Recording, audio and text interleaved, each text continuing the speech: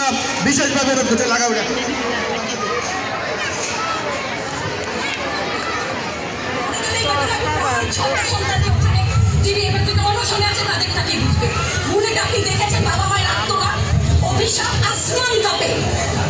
আপনাদের কাঁপে না, তার কাঁপে না, অভিশাপের ভয় হয় না।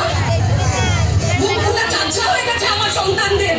রাবার বুলেট বলবেন, কি বলবেন? এগুলো অস্ত্রের বুকে দাঁড়িয়ে আছে, আমাদের পয়সায় কেনা বুলেটে আমাদের সন্তানদের আপনারা বুলেট ছুটছেন। আর কত, আর কত? পুলিশ ভাইদেরকে বলি, ভেতরে তো আপনিও মানুষ, পুলিশ ভাই বলি না, ক্ষমা করবেন, মুখ থেকে বার হয়ে গেছে। তাদের ঘরেও সন্তান আছে, তাদের খোলসের ভিতরেও মানুষ। যারা এখনো ঘরে আছেন তারাও জানেন আর কতদিন ভয় পাবেন। ভয়েই থাকেন, একটা মারবেন 10টা আসবো, 10টা মারবেন লক্ষ আসবো।